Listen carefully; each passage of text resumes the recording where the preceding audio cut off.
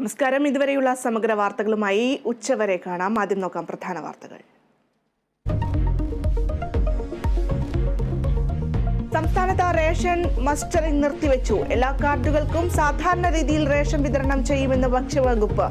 Mustering പുനരാരംഭിക്കുക. സാങ്കേതിക തകരാർ പൂർണ്ണമായും പരിഹരിച്ചതിനു ശേഷം. രോഗികളെ പ്രതിസന്ധിയിലാക്കി കോഴിക്കോട് മെഡിക്കൽ കോളേജിലെ മരുന്ന് ക്ഷാമം. മരുന്ന് വിതരണക്കാരുടെ സമരം 7ാം ദിവസം.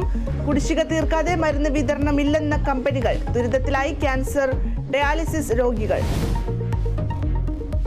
ലോക്സഭാ തെരഞ്ഞെടുപ്പ് തീയതി ഇന്ന് പ്രഖ്യാപിക്കും. തെരഞ്ഞെടുപ്പ് കമ്മീഷന്റെ വാർത്താ സമ്മേളനം വൈകിട്ട് 3-ന്. 5 ഘട്ടങ്ങളിലായി വോട്ടെടുപ്പ് നടക്കുമെന്ന് സൂചന. 4 സംസ്ഥാനങ്ങളിലെ നിയമസഭാ തെരഞ്ഞെടുപ്പ് തീയതിയും പ്രഖ്യാപിക്കും.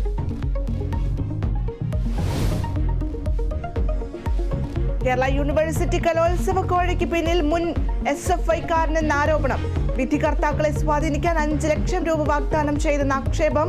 CPIM സംസ്ഥാന സെക്രട്ടറിക്ക് തെളിവ് സഹിതം പരാതി നൽകി SFI കേന്ദ്ര കമ്മിറ്റി അംഗം. എരുമേലി പമ്പ റൂട്ടിൽ KSRTC ഡ്രൈവറുടെ അലക്ഷ്യമായ ഡ്രൈവിംഗ്. ബസ് ഓടിച്ചത് മൊബൈൽ ഉപയോഗിച്ചും അപകടകരമായ രീതിയിലും.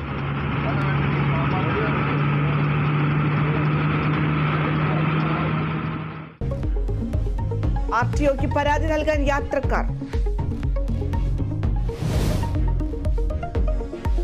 ഗാസ മുനമ്പിലേക്ക് ആദ്യമായി കപ്പൽ മാർഗം സഹായം എത്തിച്ച US സന്നദ്ധ സംഘടന.